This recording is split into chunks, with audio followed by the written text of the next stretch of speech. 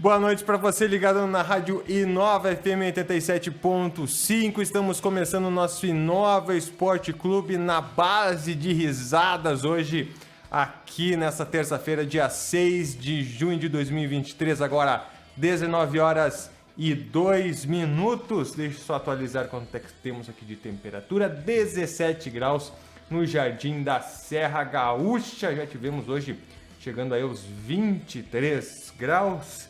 Agora já este clima mais ameno.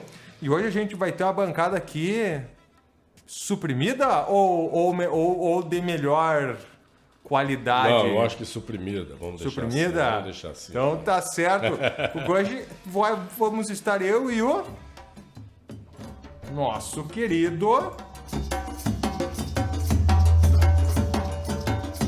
Deu uma microfonia aí. Boa noite, Pai Clavé, como é que está, Vossa Senhoria? Boa noite, meu amigo Fernando. Não, eu tinha pensado em começar assim como o Fernando começa, assim, com dinamismo.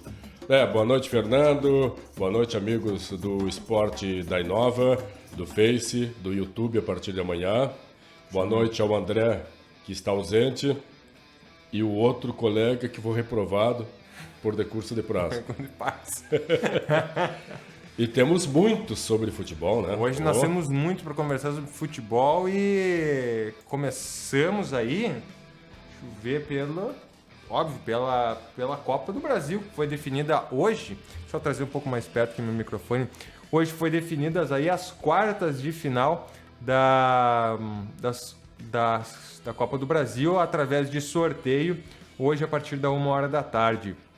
Os jogos então os confrontos ficaram entre América e Corinthians, né? Primeiro jogo lá no Independência, segundo jogo no Neoquímica Arena. Depois São Paulo e Palmeiras, primeiro jogo no Morumbi e o segundo jogo no Allianz Parque. Esse forma aí a possível semifinal e também um dos confrontos da final, ou seja, esse é um dos chaveamentos, né? Chaveamentos da quarta de final. O outro chaveamento, então, terá Bahia e Grêmio, primeiro jogo na Fonte Nova, segundo jogo na Arena, e Flamengo e Atlético Paranaense, primeiro jogo no Maracanã, segundo na Arena da Baixada. O que dá para esperar deste confronto entre Bahia e Grêmio, Eloir? Antes disso, Fernando, eu estava olhando aqui os jogos que tu leu aí. Coitado do São Paulo, né? Sabe que hoje, quando eu soube que seria o sorteio, acho que foi no início da tarde, né? Eu até, como bom gaúcho, estava pensando, tomara que o Grêmio não pegue o Palmeiras. Temos uma lembrança não muito boa do último encontro que tivemos com o Palmeiras, né? 4 que levamos. 3 rodadas atrás, aí, numa quarta-feira, numa fatídica quarta-feira. Agora, porque, olha, se nós olharmos aqui Palmeiras e São Paulo, Palmeiras disparado é o favorito, né? Com certeza. Depois Flamengo e Atlético Paranaense, eu acho que esse aí vai ser mais equilibrado de todos. O Atlético Paranaense é um time já competitivo, algo que no passado ele não era. E o Flamengo é aquele time ali que tem se visto, né? Ele aparentemente tem um plantel bom, mas que não tem mostrado isso em campo. Fizeram a final do ano passado, né? Da Copa do Brasil. Flamengo e Atlético Paranaense. Foi. O Atlético Paranaense do Felipão e o Flamengo do Dorival Júnior, que agora está no comando do São Paulo. Dorival Júnior. E o Corinthians, do nosso amigo Lucha, com o projeto do Lucha, daqui a pouco o Lucha vai falar, né? Daqui a pouco. Corinthians e América, eu acho que... Tudo pode acontecer, né? Tudo pode acontecer. Olha o América com o Inter, né? Internacional e América em casa, o Inter fez aquele baita primeiro tempo, depois perdeu perna no segundo, pimba, o que aconteceu? Caiu nos pênaltis. Então, eu também acho que é outra parada dura para ambos. Eu diria Flamengo, Atlético Paranaense, Corinthians e América. Palmeiras é favorito com São Paulo. E Grêmio e Bahia, a questão que favorece... Hoje eu estava ouvindo até na imprensa esportiva de que o Bahia parece que tem 2 ou 3 jogadores que por lesão, titulares, talvez não joguem, não enfrente o Grêmio. É só uma hipótese. Mas enfim. Na primeira partida. Mas que vai ser no dia 5, né? Dia 5. Na semana do dia 5. Mas enfim, afora isso, o Grêmio, eu acho que com esse novo esquema tático do Renato, tem dado certo. Venceu assim o Grenal, venceu agora recentemente, venceu o Cruzeiro, venceu o Atlético Paranaense lá e venceu agora por último no final de semana o São Paulo. E até vamos conversar de repente mais de maneira mais aprofundada daqui a pouco sobre o Grêmio. Mas olha, eu diria que dos adversários que o Grêmio poderia ter pego, é um adversário que dá para passar. Né? Dá para passar vendo o histórico recente que o Grêmio tem tido. Se tem ali numa primeira prateleira desses 8 times aí, teria Flamengo e Palmeiras, né? O Palmeiras sempre com a sua constância, vamos dizer assim. Em seguida o Flamengo, mas eles numa mesma prateleira. Aí na sequência ficaria o Atlético Paranaense e o Grêmio, né? O Grêmio com a sua tradição, o Atlético Paranaense com o seu time hoje muito bem estabelecido, muito bem montado, também o vice do ano passado. Numa segunda prateleira aí, Corinthians e São Paulo, pelos times que são, né? Pelas camisas que possuem. E numa prateleira a última prateleira mais de baixo aí, América Mineiro e Bahia. O América Mineiro, óbvio, com digamos assim, uma falta de tradição né, recorrente em Z4s aí do brasileiro. E o Bahia vindo de uma Série B e que não tem dado aquele resultado muito cooperativo aí, né, no próprio Campeonato Brasileiro. Tem tido aí dificuldades, mesmo com a estabilização aí da SAF do City no Bahia, ainda não está rendendo frutos. Uma outra coisa também podemos aí, ontem tivemos a partida entre Flamengo e Vasco da Gama, 4-1 para o Flamengo, e foi um banho de bola do Flamengo e um clássico, né, no Maracanã, colocando aí o Vasco numa situação bastante perigosa aí, já na penúltima colocação do Campeonato Brasileiro. A gente pode começar pelo... Aliás, o Vasco está na zona de rebaixamento. Né? Penúltimo local. Até dando continuidade a esse pensamento, o América, eu acredito que seja realmente, pelo que está demonstrando no Campeonato Brasileiro, é o time com menor potencial aí nessa Copa do Brasil, né? Exato. O América, junto com Goiás, Vasco e Coritiba, estão na zona do rebaixamento. O Coritiba, coitado, praticamente vai ser rebaixado. Né? Tem 3 pontos o Coritiba, o América 7. O Atlético Paranaense, por outro lado, que tá bem, né? Tá em 7º colocado. Tá ali atrás de Botafogo, Palmeiras, e jogando Atlético outras Mineiro, competições, incluindo... Agora já começou aqui a Libertadores e é ele que está jogando, né? O primeiro brasileiro a jogar. Já está rolando a bola na Arena da Baixada. Aqui 9 minutos de partida, 0-0 entre Atlético Paranaense e Libertad do Paraguai. E por enquanto 0-0, obviamente, aí muito recente. Não aconteceu que nem com o Internacional, que já abriu o placar, já começou ganhando o jogo contra o Santos, né? Porque fez gol no primeiro minuto. E aí os Atléticos jogam hoje, os primeiros times brasileiros aí a fazerem as suas partidas da 5ª rodada aí da Libertadores da América. O Atlético Paranaense está em primeiro lugar, mas ainda pode sofrer alterações. O grupo dos Atléticos estão Atlético Paranaense com 7 pontos, Atlético Mineiro e Libertad com 6 pontos e Alianza Lima com 4 pontos. Então, um grupo nada definido e que vai ser só definido realmente na 6ª rodada. E ainda dando continuidade ali aos times do Campeonato Brasileiro, eu estava observando aqui, se nós formos analisar via teórica, Essas equipes que estão ali, tipo, nos 10 primeiros colocados, com algumas exceções, é o representativo do futebol brasileiro, né? Botafogo em primeiro, eu acho, até já falei aqui no programa outras vezes que o Botafogo está ali momentaneamente. Eu acho que o Botafogo está na mesma escala de qualidade de Atlético Paranaense, São Paulo, Cruzeiro, Grêmio, Inter, esse tipo de coisa. Então, para mim, logo vai assumir ali o Palmeiras, que é, sem dúvida, um franco favorito para o título deste ano novamente. Mas ali temos Botafogo, Palmeiras, Atlético Mineiro, Grêmio, Flamengo, Fluminense, Atlético Paranaense, São Paulo, Fortaleza, eu acho que está fora da cabine. Esse aí está fora de casa. E depois, lá para baixo, olha só, temos o nosso glorioso Inter, que está em 13º, né? O Inter, mas ele está longe do último da zona da degola. O Goiás tem 7 pontos, o Inter tem 11, 4 pontos. Não é muita coisa, né? Se pensarmos bem e até levando em consideração que temos muito campeonato pela frente.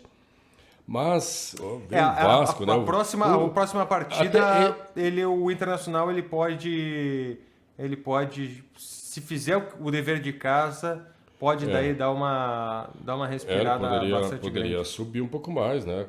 Conseguiria 14 pontos. Ele está em 13º, de repente poderia beliscar ali na talvez 10ª colocação. Uma 11ª, dependendo dos outros resultados. Mas tem tudo isso aí. E eu estava ouvindo hoje que amanhã, já que estamos aí com o Inter, né? Amanhã nós temos a Libertadores, primeiro jogo lá em Montevidéu, a terra do Luizito Soares. E o Inter, a primeira lá, depois... Não, já foi. A volta já foi aqui, né? Já foi aqui no Beira-Rio. Verdade. A ida foi no Beira-Rio e agora é a volta lá no Estádio Nacional. No Monumental. O Inter está liderando a chave dele com 8 pontos. O Independiente tem 7, Nacional 7, Metropolitano é o saco de pancada, 0 ponto. Outra. Aí eu acho que nesta fase aí, o Inter está praticamente classificado, né? Não, eu acredito que ainda tem. Mas classificam 2, né? Classificam 2 e o terceiro vai para a Sul-Americana. Tem que prestar muita atenção porque o Inter fez o dever de casa, digamos assim, o mínimo, que foi vencer o Metropolitanos, né, na última rodada do Libertadores. E só que está com 8-7-7, né? Então essa pontuação aí ela vai se estender até a última rodada, até a sexta rodada. Dá uma né? zebra do Inter perder amanhã lá.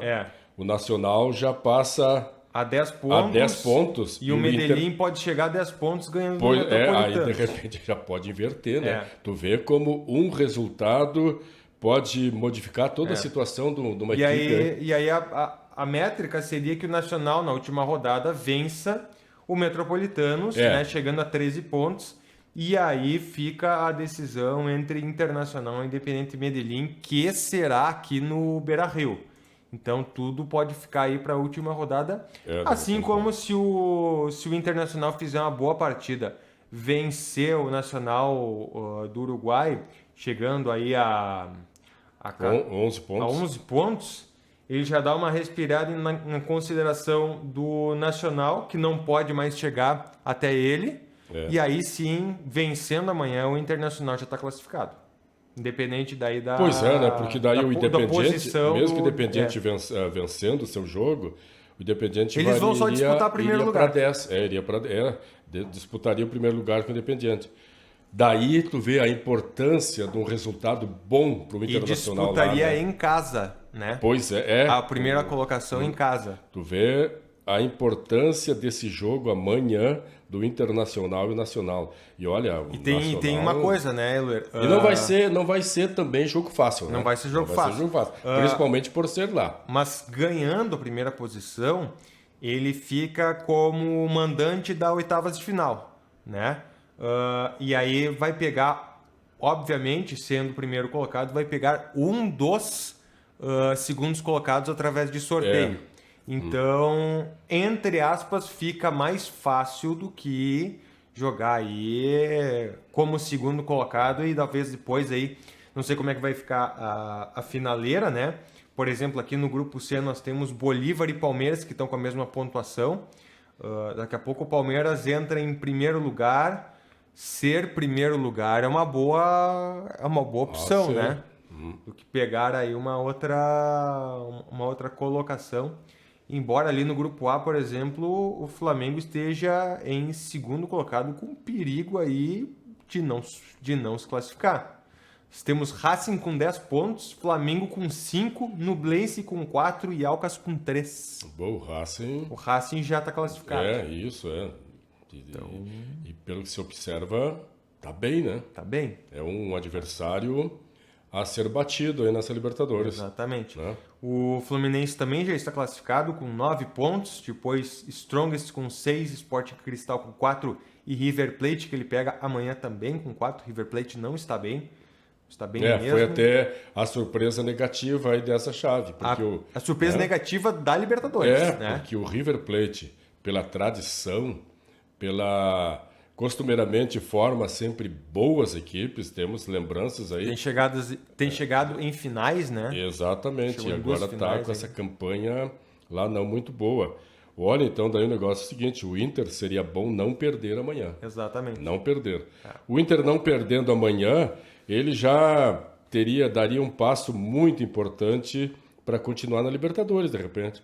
Agora, se perder... 9, né? Agora, se perder, bom, aí a coisa complica. Embora mesmo que ele perca, ele tenha forças para se classificar por si próprio ainda, né? Sim. Ele vai pegar depois, tem os jogos em casa. Tem esse jogo em casa aí, o último jogo da fase de grupos, que daí vai ser no dia 28 de junho contra o Independiente Medellín, aqui no Beira-Rio. Pude ver um pouco do jogo no final de semana, era dia do meu aniversário, tava em um dos bares aqui da... Parabéns! Obrigado. Parabéns! Saúde, felicidade! Tá bom, chega, só isso. Tu colhas aí, depois a gente imagina. Vai. Pude assistir o jogo entre Cruzeiro e Atlético Mineiro. Bom jogo. Golaço do Hulk, né? De fora da área. E depois, na sequência, veio Santos e Internacional. Vi um jogo muito morno, não gostei do jogo. Tudo aconteceu no primeiro tempo e nada aconteceu no segundo tempo. Tanto que eu me entediei. E como também acontece nos jogos do Grêmio, quando está muito entedioso, eu desligo o jogo, vou fazer outra coisa e depois eu vejo os melhores momentos da partida. E mais uma vez você percebeu que o Internacional, no segundo tempo... Exatamente. Perde o fôlego. E isso é uma recorrência que a gente está falando aqui e passa a semana a gente fala a mesma coisa.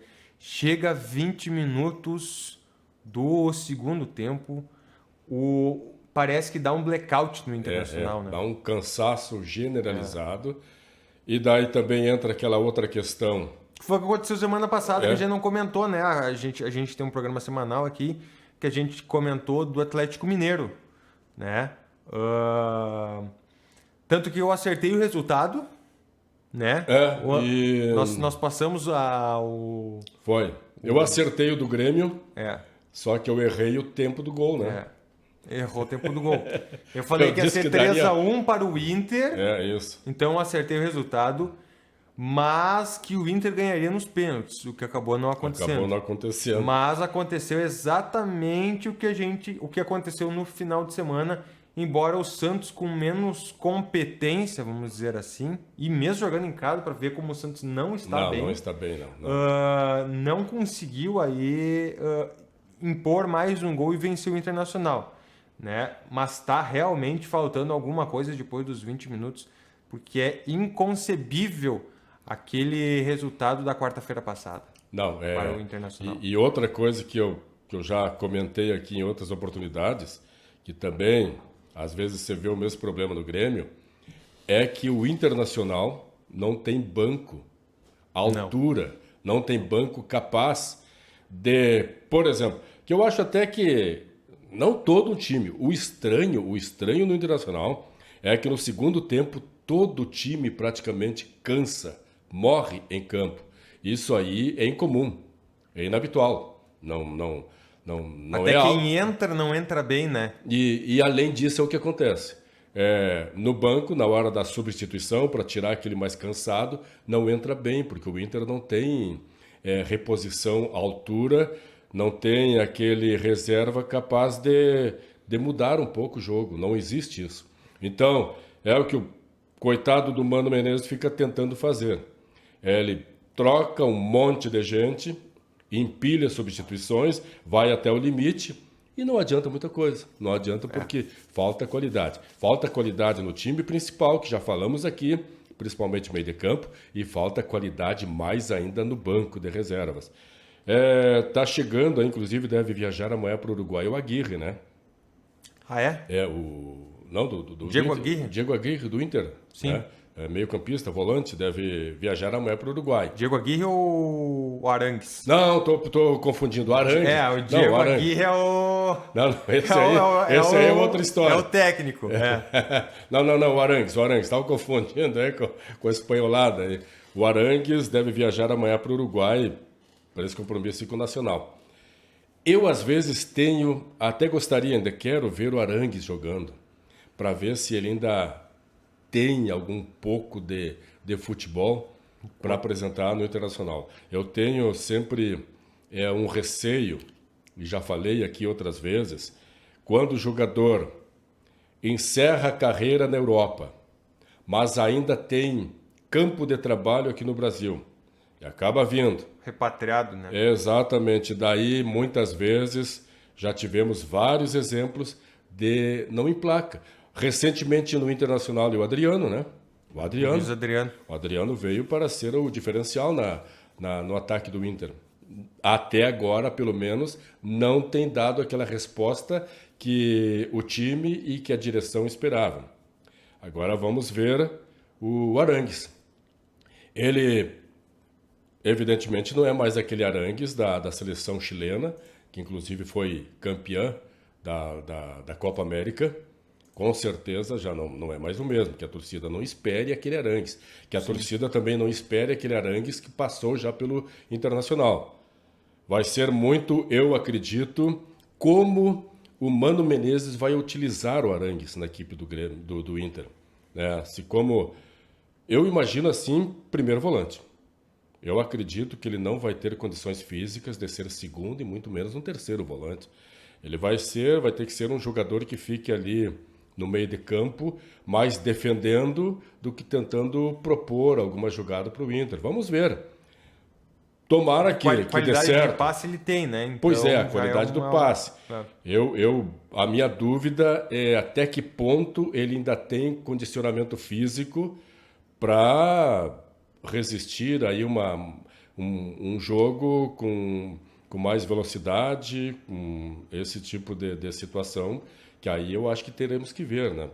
Tanto é que amanhã eu até ouvi algumas informações de que talvez ele entrasse lá 15, 20 minutos no segundo tempo, para pegando ritmo, ele já vem treinando.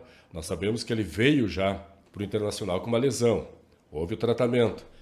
Ultimamente ele já vinha treinando, já estava se reintegrando ao grupo. Agora só falta ver como ele se sai num jogo valendo. Eu acho que ele não vai jogar todo o tempo de partida amanhã, até por causa disso. É um jogo importante, um jogo com muita expectativa, com um adversário bastante relevante. E que então, tem que mostrar resultado, então, né? Exatamente. Então daí é bem possível que se ele for usado, seja por pouco tempo no segundo tempo. É verdade. E ainda sobre o jogo de amanhã, então vai Arangues, vai a equipe inteira. Deixa eu só conferir aqui se já saiu qual que vai ser o grupo. Mas olha só, inacreditável. Saiu agora. Parece que o Vitão deve estar fora amanhã. Eles estão vendo ainda quem é que vai ser a dupla de zaga, né? Eu tenho aqui uma ideia que é mais assim Tem retornos aqui, ó, de John, Rodrigo Moledo, Isso. Gabriel Mercado, Campanharo e Pedro Henrique. O Johnny parece que deve retornar no meio de campo. Então a equipe aqui que pode ser... Talvez seja mais ou menos por aí que tu estava dizendo, né? O Campanharo, o Johnny no meio de campo. Sim. A equipe que deve jogar então é o goleiro John, Bustos na esquerda, Rodrigo Moledo e Vitão na zaga e René na direita. Campanharo, Johnny, Depena e Alan Patrick, Wanderson e Luiz Adriano. Ou seja, para você colorado que queria ver... Não queria mais ver centroavante, é o que parece vai se manter. É o que temos para o momento, o Luiz Adriano. E o pior de tudo é que o alemão não vem muito bem, né? Então não resta outra alternativa para o Mano Menezes do que começar o jogo com o Adriano. E daí ver o que acontece. Eu acho que ainda seria a melhor opção aí colocar esse grupo, quase todo ele, mas no ataque ainda Pedro Henrique e Wanderson, como um falso 9. Eu também acho. Porque se não tá dando resultado o centroavante, tira o centroavante porque ele vai ficar de pivô lá marcando ninguém, né? Vai ficar parado, não volta. Se não tá rendendo... A gente sabe que centroavante não volta. E se não tá rendendo, muitas vezes quase que não tem sentido insistir com o Luiz Adriano lá na frente, sendo que poderia mesmo. Nós já conversamos aqui sobre isso, mas vamos mudar um pouco o esquema tático. Vamos mudar o time, né? Por exemplo, o Renato. Olha aí, é até um exemplo bem interessante. Eu já disse aqui, o Mano é meio cabeçudo. O Renato não é tanto, né? Veja bem, o Renato terminou um campeonato gaúcho com uma formação que, aos olhos de alguns torcedores não tão observadores... Não tão críticos. A respeito... Parecia o ideal, né? Só que sempre esquecia que era campeonato gaúcho. Uma coisa é tu jogar com Caxias, com o Brasil de Pelotas, com o São Luís. Não, verdade.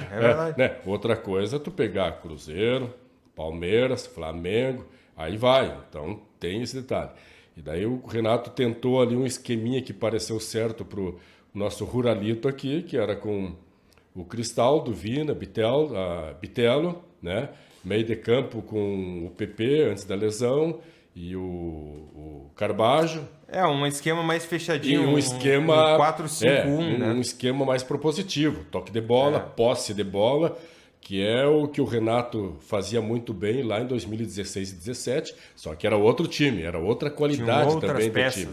Tinha outras peças ali que davam uma qualidade muito diferenciada. O que aconteceu? Não foi bem no Campeonato Brasileiro com esse esquema. E não poderia ir mesmo. E falamos aqui, por quê? Porque o Grêmio tinha um buraco ali no meio de campo. O Vina não marca.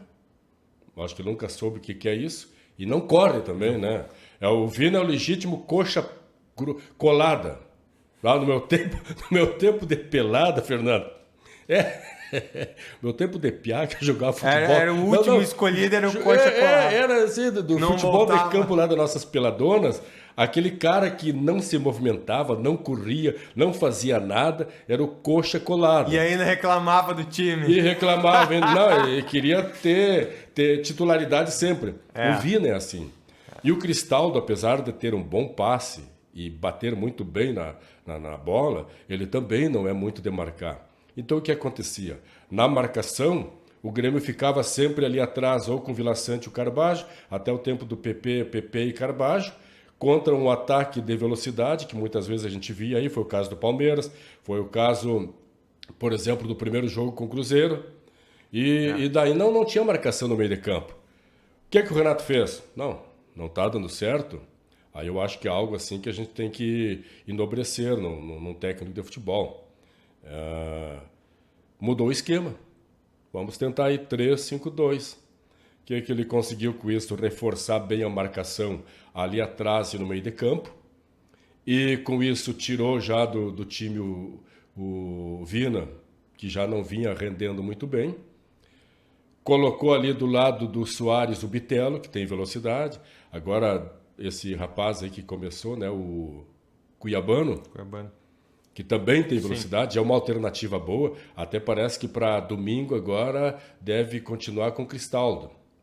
O Cuiabano provavelmente vai para a reserva, mas é uma alternativa de velocidade, caso o Renato haja necessidade de substituição, substituição com mais velocidade para propor mais o jogo. Coloca o Cuiabano, que tem velocidade, que aliás é o que o Renato tanto pede. E eu concordo, eu também sou dessa tese. Um outro dia que eu até trouxe as equipes do Grêmio de 83, quando foi campeão mundial, depois com o Filipão em 95 e 96, e mais recentemente 2016 e 17 com o Renato, que o que nós tínhamos ali? Nós tínhamos sempre nessas equipes pontas com velocidade. Eu sou defensor desse esquema tático, tu se reforçar bem no meio de campo. Pode ser com 4, ou com 5, com 3-5, ou 4-4, seja como for. Mas se resguardar bem no meio de campo. E ter um ataque de velocidade, principalmente saída de bola pelos lados, pelas pontas. O Renato fez isso em 83, por exemplo. Era o ponteiro direito. Houve um determinado momento que o Grêmio tinha lá em 83 o Renato pela direita e o Éder pela esquerda. O Éder era um canhão para chute de cobrança de falta, né? E também era um atacante de velocidade. E aí vai. Aliás, até nessa linha aí, eu estava ouvindo agora há pouco, o Grêmio ainda não desistiu do Michael. Eu ia fazer essa pergunta agora. Do Michael, não desistiu. Que seria o atacante de velocidade que o Renato tanto Será que ele não vai destrinchar o 3-5-2 e voltar para o 4-5-1? Eu acredito que o Michael, acho que ele vai ter que fazer isso. Com o Michael, não que teria que fazer, mas ele vai ter esta possibilidade. Que não tinha. Vai ter essa possibilidade. De repente jogar com o Michael. E o Ferreirinha está voltando. E o Ferreirinha voltando. De repente jogando com o Michael por um lado, encostadinho talvez lá no Soares, caso o Michael venha, né? E talvez ele mexa mesmo, faça um 4-4 de repente ali atrás, né? 4-4-3. Eu imagino assim, tipo no meio de campo, um Vila Sante, PP, Bitelo, que eu acho até que, por exemplo, agora, como está apostado o Grêmio, quando retornar o PP e se retornar com possibilidades boas assim do enfrentamento na partida, o cara que vai ter que sair ali no meio de campo tem que ser o Carbacho. Apesar de ser um bom jogador. Mas o Vila Sante, acredito que o Vila Sante... Não. O Vila Sante é titularíssimo no meio de campo. Eles são jogadores equivalentes, né? O PP e o Carbacho PP e Carbacho vão ter que disputar ali. Que... Assim como o Cristaldo teria que sair para entrar o Michael. Caso o Grêmio consiga trazer o jogador. Até eu ouvi há pouco tempo... Quem escuta assim, pô, esse cara só passa ouvindo rádio. É que como quando a gente gosta de notícia, de esporte, a gente sempre tá ligadão. O Fernando tem que estar ligado. Sempre tá ligado. Que o Renato frequentemente tem conversado com o Michael. E ele tem interesse em vir, se ele vir para o Brasil, ele vem para o Grêmio, porque ele já tem uma relação de companheirismo e amizade desde quando o Renato estava no Flamengo. Agora há pouco tempo aí. Então ele tem interesse. Se ele conseguir sair lá da Arábia, do Al Hilal, né? Al Hilal. A opção primeira dele seria o Grêmio. A questão é que os árabes lá não estão muito afim de emprestar o jogador. Ele só viria por empréstimo. Essa é a dificuldade. O Grêmio não tem dinheiro para trazer, não tem, só por empréstimo. Mas o Al Hilal, inclusive, ele é um dos interessados no Messi. De repente, nós queremos trazer, de repente, nas negociações aí, ele acaba levando outros europeus ou outros jogadores que atuam na Europa para a Arábia e libera o Michael, né? Muitas pessoas acharam que ontem era brincadeira dos sites de notícia, mas acabou não sendo, né? E repercutiu bastante aí a proposta do Grêmio para o Messi, através do Luis Soares. Até também me pegou de surpresa, mas eu fui ver nas grandes mídias e estava sendo Estava realmente sendo feita uma aproximação. Não por valores, obviamente, mas por uma condição, vamos dizer assim. E outros clubes também fizeram por condição. Mas hoje daí foi destacado que o Messi está só esperando que a La Liga resolva o problema do Barcelona. Porque a La Liga, ela tem... Nós até estávamos falando num outro dia, ou eu estava falando com uma outra pessoa sobre isso, que no futebol não temos teto, né? Mas na La Liga tem teto de gastos com os jogadores. Então, você tem um teto de gastos de salários. E para eles pegarem o Messi de volta, eles tiveram que vender 3 jogadores, o Barcelona. E esses jogadores eles já foram vendidos, mas ainda não foi feito, entre aspas, um check-out desses jogadores para que o Barcelona seja liberado e faça uma proposta oficial para o Messi. Se ele fizer uma proposta oficial para o Messi hoje, o Barcelona ele vai ser multado e não vai poder pegar o Messi, né? Vai ser, aconteceria como um transfer ban que aconteceu aí com o Al Hilal, né? Sem poder fazer as transferências de jogadores. Então, eu acho que isto aí seria daí o único empecilho, né, pro Messi não ir pro Barcelona. Porque ele já saiu do PSG, né? Já foi anunciado a saída dele do PSG, então ele está sem clube no momento. O Messi sem clube. Está desempregado, o Messi, né? Desempregado. E olha que eu peguei de ontem até a segunda. Segundo informações da imprensa espanhola, Jorge Messi, pai e empresário de Lionel Messi, teve uma reunião com o presidente do Barcelona ontem para discutir o futuro do atacante. O agente jogador deixou claro que a primeira opção do argentino é voltar ao clube espanhol. Veja então que o Messi já teria interesse, né, em se ele permanecendo na Europa, o que é que tudo indica, a preferência dele seria justamente o Barcelona. Eu tenho aqui, por exemplo, assim, o Al Hilal da Arábia Saudita, que tomara que libere. O Messi? O Michael mesmo. Não serve, o Michel já não serve. O Al Hilal já teria feito uma proposta para o Messi de 450 milhões de euros por ano. Nossa. 450 milhões. O Inter de Miami. O Inter de Miami, não é o nosso. O Inter, tu vê, eu nem sabia que na Flórida existe o Internacional. E tem. E é baseado na Internacional de Milão. Né? Porque é o Inter de Miami. No primeiro momento, quando eu vi essa notícia, o Inter de Milão, Miami.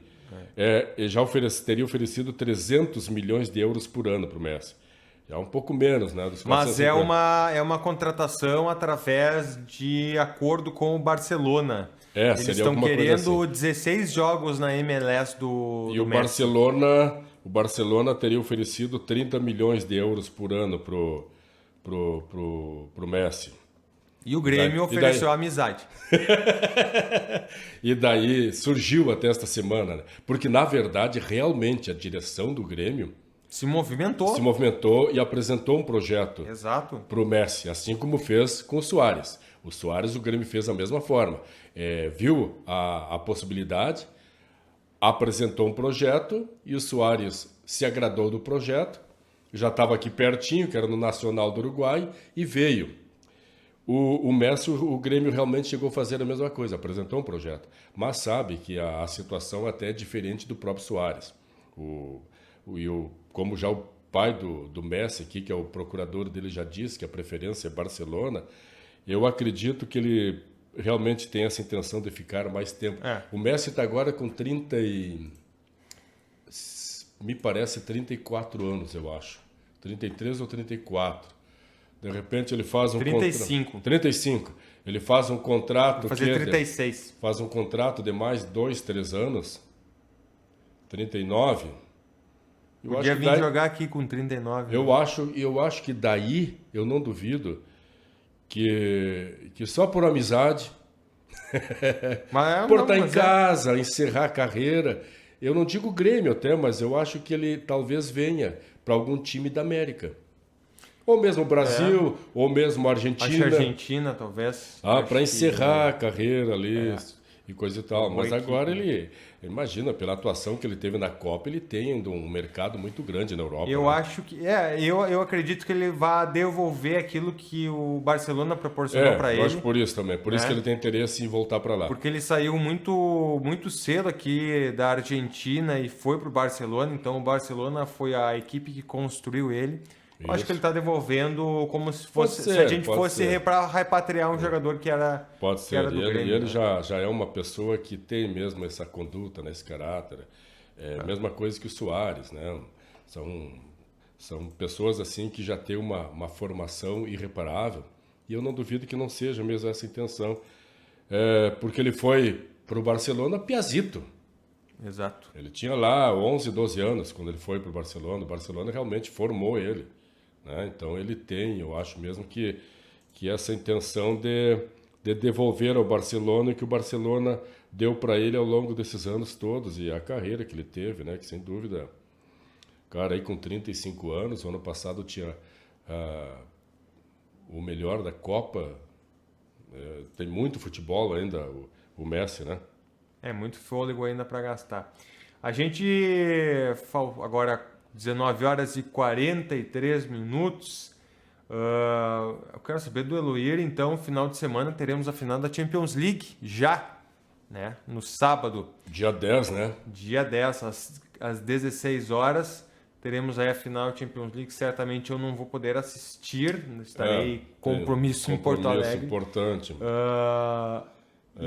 Manchester City ou Internacional de Milão, jogo único em Istambul.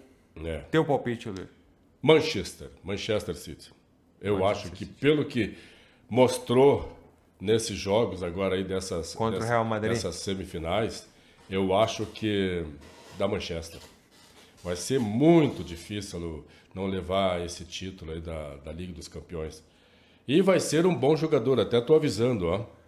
Sábado de tarde, não me ligue, não me chame, não mande o WhatsApp. Eu vou se tiver com cara e azar... Se alguém for atropelado aí na estrada e precisar de um buco, não tem. Tá? Ó, o Eloir, cirurgião traumatologista, buco maxilofacial. Vai estar dispensado sábado de tarde. Não, porque é um grande jogo, né? Aí tem que assistir. Para quem queria assistir aí a partida... Vai passar aí no canal aberto da SBT, né? Que e é quem o tem... HBO. E a HBO também passa. Que é o mesmo TNT Sports. Exatamente, na TNT Sports também passa. Então passa em 3 canais, você pode escolher qual canal você quer realmente assistir. E deixa eu só ver aqui quando é que E tu, Fernando? A tua opinião? Manchester? Eu acredito que sim. Acredito que sim. Embora já aconteceu várias vezes e eu já revelei aqui no programa que eu sou... Às vezes futebol é uma caixinha de surpresas, né? Eu sou como é que eu vou dizer assim? Um torcedor lá na Europa do Chelsea, e eu vi 2 finais do Chelsea. O Chelsea chegou em 3 finais na sua história da Champions League. Perdeu uma para o Manchester United em 2008, nos pênaltis, onde um dos jogadores nós tivemos a infelicidade de uma das cobranças, cobrada pelo capitão John Terry. O John Terry foi bater na bola e ele escorregou e chutou a bola para fora. Bota azar nisso. Isso que o jogador, que o goleiro, desculpa, do Chelsea, o Peter Cech, que era um tcheco muito alto, ele conseguiu defender a cobrança do Cristiano Ronaldo. Né? Então, acabamos perdendo essa Agora, partida. O Chelsea, né, ele chegou a ser até a equipe mais rica. Foi a equipe mais rica, né? Da Inglaterra. O dono era o russo Abramovich. Isso aí. Né? Foi a primeira, digamos assim, o primeiro clube a ser comprado e ter toda essa... que se chama hoje de Sociedade Anônima. Para nós aqui é a SAF. Lá para eles são clubes e empresas mesmo, né? As empresas vão lá, compram o clube, reformatam ele, compram os jogadores, enfim. E nas outras duas vezes... A de 2012, a semifinal já foi contra aquele magnífico Barcelona de Xavi, Iniesta e Messi. Era uma escola de futebol. E eles conseguiram passar jogando num futebol reativo, né? Passaram do Barcelona na semifinal, foram para a final contra o Bayern de Munique, aquele super Bayern de Munique com Robben, sim. Enfim. Que também teve... Snyder, um baita de um time. Foi para os pênaltis e venceu nos pênaltis. E agora em 2021 também foi contra o Manchester City, né, do Pep Guardiola. E também com um futebol reativo conseguiu marcar um gol com o alemão Havertz. Ali na prorrogação, e conseguiu fechar a conta e também levantou o caneco. Então é aquele negócio, essas duas citações que eu fiz aqui foram dois times que eram reativos, que ninguém apostava, mas que chegou lá na final e conseguiu conseguiu o objetivo deles. Então, assim, hoje tem o Simone Inzaghi se não me engano, no comando da Inter de Milão, e acredito que essa vai ser a única forma, se a Inter de Milão que quer vencer essa partida, vai ter que fazer aí um score a partir dessa formatação de... E sabe que esse exemplo... esse exemplo que tu traz aí, Fernando, do Chelsea, daquele tempo ali, que era uma equipe assim de velocidade, uma equipe que atacava, que jogava para frente, mas se resguardava muito bem no meio de campo, contrabalançava com outro estilo de futebol, que eu até naquela ocasião ali eu aprendi a admirar, que era o Barcelona de posse de bola, né? Barcelona de toque de bola, rápido, aproximação e posse de bola com toques rápidos. Na verdade, são praticamente duas escolas de esquema tático que a gente pode referenciar hoje. Por exemplo, dadas as devidas proporções, o Grêmio de 2017 também, posse de bola, toque de bola. Hoje o que se vê, e já nessa época aí do Chelsea, que tu acabou de relatar, que o Chelsea... se saiu muito bem com esse estilo de jogo, assim, aquela dinâmica. Reativa, a velocidade, né? Reativo. Hoje o que se percebe na Europa é justamente a predominância desse estilo de jogo, desse esquema tático. Reação, né? Reação. Tu ter assim, jogadores pelos lados com velocidade, mas não basta só ter velocidade, tem que ter qualidade também. Mas qualidade, velocidade, toque rápido de bola, e assim tu consegue fugir da marcação, né? Eu vejo muito bem assim, a dificuldade que o Grêmio tinha, e que era um futebol assim, muito bonito que o Grêmio apresentava em 2016 2017. Mas aquele toque de bola. Mas se tu não dá velocidade para esse toque de bola, o que acontece? O adversário retorna, reforça a marcação, e tu fica ali no meio de campo, na intermediária adversária tocando bola, e acaba não rendendo alguma coisa mais produtiva nesse ataque. Por isso que hoje, por exemplo, às vezes eu questiono essas situações, e na minha opinião, hoje eu sou mais favorável a esse futebol assim mais reativo. Futebol que o Manchester City está jogando, e que nós vimos inclusive também até o próprio Real Madrid, né? A Europa toda praticamente está jogando assim. E aquele futebol de toque de bola e posse que o Barcelona tinha, nem o Barcelona tem mais hoje. Até mesmo porque ele não tem mais aquelas qualidades que ele tinha naquele passado. Né? Hoje o Barcelona está se refazendo, está se remontando. Eu até lembro na época que teve o embate entre o Barcelona e o Por Chelsea. isso que eu defendo. E eu Só desculpa, Fernando. Não, imagina. Eu tenho que falar, porque senão depois esquece. Por isso, assim, que eu dou razão quando o Renato diz que ele gostaria de ter atacantes de velocidade. Para dar vazão, né? Exatamente, para fazer justamente esse esquema tático em que tu se protege atrás, no meio de campo, na defesa, mas que tu tenha qualidade para sair com aquela bola em velocidade. Exato. Só queria complementar que quando aconteceu esse embate em 2012 entre o Barcelona e o Chelsea na semifinal, foi o maior contraveneno do Barcelona. Porque o Chelsea ele estava jogando por uma bola. Né? Ele perdeu... O primeiro jogo foi no Stamford Bridge, que é o estádio do Chelsea. E o Chelsea perdeu por 2-1. Conseguiu fazer um gol no final da partida. Teve um jogador expulso, que foi o John Terry, o capitão. Né? Ficou com 1 a menos praticamente 60% da partida. Né? Difícil, complicado. E foi desesperançado para o Camp Nou, que, nossa, o Barcelona no Camp Nou era imbatível. E aí no Camp Nou eles fizeram 2-0 o Chelsea. Xavi, Iniesta. O Chelsea fez 2-0. Barcelona, né? Imagina, no Camp Nou fazer 2-0 jogando na retranca. Um gol foi do brasileiro Ramírez. E o outro gol saiu no final, que foi que eu digo que foi o contra-ataque mais bonito da vida, porque foi uma bola muito engraçada. Toda a equipe do Barcelona estava na frente, porque estava 2-2 a partida, né? Tava então naquele bloco da frente e o Chelsea... resguardado atrás, né? Batalhando ali, aquela batalha em glória contra o ataque do Barcelona. E de repente me parte um chutão, uma bicuda, assim, ó, pra frente do Chelsea. O Chelsea conseguiu tirar a bola.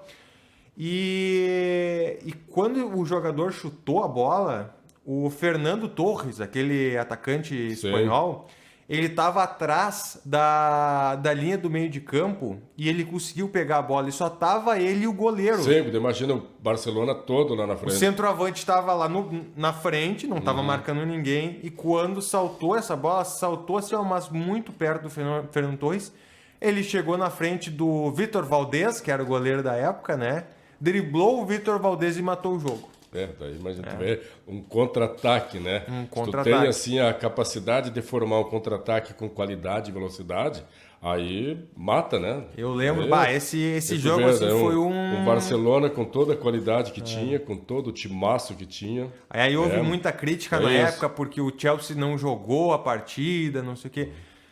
Mas com o Barcelona daqueles, o que não podia fazer? É bem isso aí mesmo. Por exemplo, assim, ó, nessa situação aí, o Chelsea vai querer propor jogo, jogar de igual para igual com o Barcelona daquela época ali, mas levava um saco. Exatamente. Não ia ter graça. Então daí aí entra o quê? A criatividade do técnico, né? Montar um esquema tático sabendo que o adversário tem muita qualidade, de maneira que esse adversário seja bem marcado e busca o contra-ataque com aquela qualidade e velocidade. Que o Simone Inzaghi vai fazer algo do tipo, já vendo, obviamente, a força que tem o Manchester City. E de repente, se nós transferirmos esse raciocínio para o dia 10 agora, da final da Liga dos Campeões, também tem esse detalhe, né? Porque o certo que a gente, agora, que a gente já imagina sabe qual é a diferença? É o Manchester City. A diferença que eu vejo é que o Manchester City de hoje, ele marca bem. Talvez até ele marque melhor do que o Barcelona daquele tempo. Certeza, né? Com certeza. Então ele marca bem. Ele é um time assim que ele se reforça, se resguarda muito no meio de campo e na defesa. Ele consegue se reconstituir quando perde a posse de bola atrás. E também tem qualidade e capacidade de tocar a bola e sair com velocidade. Joga assim naquele dinamismo. Aí eu acho que isso aí de repente vai ser um adversário duríssimo aí nessa final. Aí. Maravilha, 5 minutos para as 8 horas da noite. Vamos repassar os jogos aí que vão acontecer nessa rodada da Libertadores. Depois a gente passa o Brasileirão, pode ser, Ler? Sim. Beleza, então vamos para hoje. Hoje, então, está acontecendo agora, está no intervalo na Arena da Baixada 0-0 entre Atlético Paranaense e Libertad. Depois, às 21h30, no Alejandro Villanueva, em Lima, no Peru, Alianza Lima e Atlético Mineiro. Atlético Mineiro aí que está querendo se classificar porque já caiu na Copa do Brasil na semana passada. Também teremos amanhã às 19 horas no Beira-Rio Internacional. Opa, errei, aqui está outro. Não, é às 19 horas no Parque Central Nacional e Internacional, Nacional do Uruguai e Internacional de Porto Alegre. Só lembrando aqui que as outras partidas serão no dia 28, então nós vamos ter data FIFA agora, né? Aí nesse meio de junho vamos ter data FIFA, então os jogos aí os jogos internacionais eles vão postergar. Teremos aqui também, deixa eu ver, 21h30 no Allianz Parque, Barcelona. O Barcelona é o outro time. Palmeiras e Barcelona de Guayaquil, esse é o confronto no Monumental de Núñez, na Argentina, às 21h30, River Plate e Fluminense. O Fluminense que está tentando se reestabelecer aí, perdeu 4 partidas seguidas, né? Na sequência.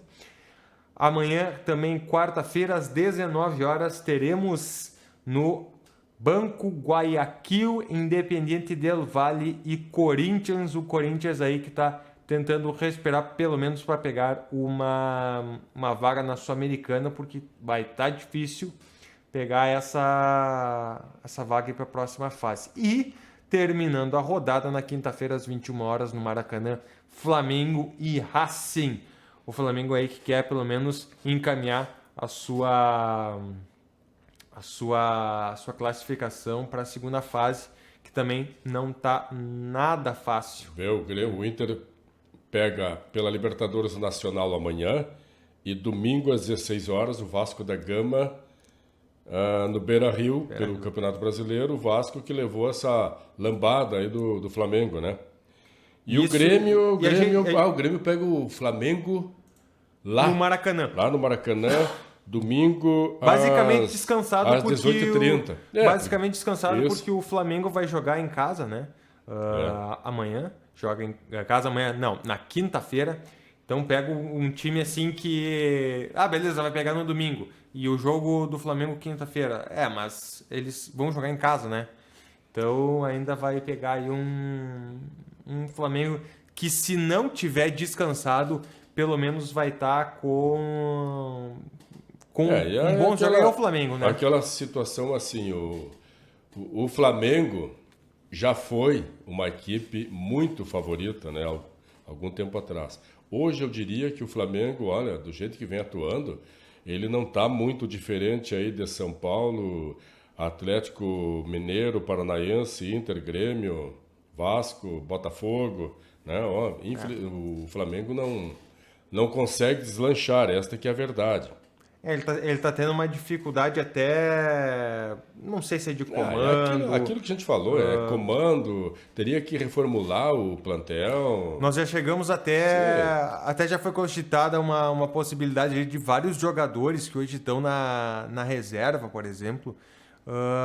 Esses jogadores, eles estão sumidos do clube. Um exemplo, por exemplo, é o Everton Cebolinha. Sim. O Everton Cebolinha... Ele simplesmente está em um clube em que ele não é visto, ele é colocado num segundo tempo, porque tem outros jogadores. Então o Flamengo tem um grande elenco, mas um elenco que parece que não tem uma equipe. É bem isso que acontece. Tem elenco, mas não consegue formar um time. Não consegue formar uma equipe. E assim o Flamengo vem, não é de agora, né? Desde o ano passado, principalmente, que o Flamengo está assim.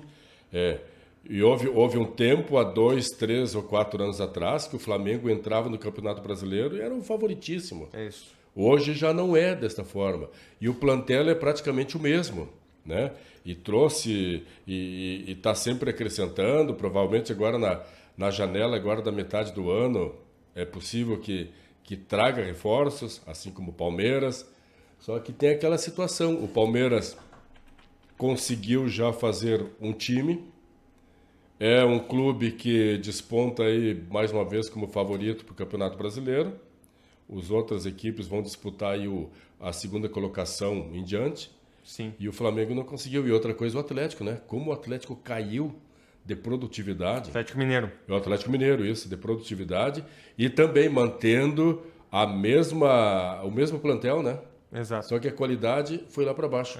Aí algumas críticas aí ao treinador, o Kudê. Bom, vamos só passar aqui o que vai ter na 10ª rodada, então. Vamos ter aí Coritiba e Santos abrindo a rodada no sábado. Depois Corinthians e Cuiabá. Atlético Mineiro e Red Bull Bragantino. Bahia e Cruzeiro. Esse é um bom jogo de assistir, vamos dizer assim. Vai ser um jogo feio, mas é um recap aí da Série B. E principalmente os gremistas para dar uma olhadinha dar uma observada, sobre o adversário do Grêmio na Copa do Brasil, que é o Bahia. E aí, finalizando o sábado, Botafogo e Fortaleza. O Botafogo que precisa ganhar aí, porque já perdeu muitas aí. No domingo temos América Mineiro e Atlético Paranaense. São Paulo e Palmeiras. Internacional e Vasco da Gama no Beira-Rio. No Maracanã, Flamengo e Grêmio. E fechando a rodada, tudo no domingo, Goiás e Fluminense. Só deixa eu dar uma informação aqui que o Juventude já está aí na sua 4ª vitória consecutiva dentro do Brasileirão e está retomando aí a sua... Eu só quero ver aqui em que posição está o Juventude para a gente completar aqui a informação e entregar o programa. Já é 8h03. Hoje o Juventude, já que estava lá na beirada, lá no precipício, quase, já caindo para a Série C, já está em 10º lugar. Opa, já conseguiu sair da proximidade da ribanceira, Exatamente. Pegou a cordinha e subiu um tanto. E nesta quinta-feira aí joga contra o Criciúma no Heriberto Hilse, às 16 horas. No final de semana vai enfrentar o Tombense no Alfredo Jaconi às 18h15.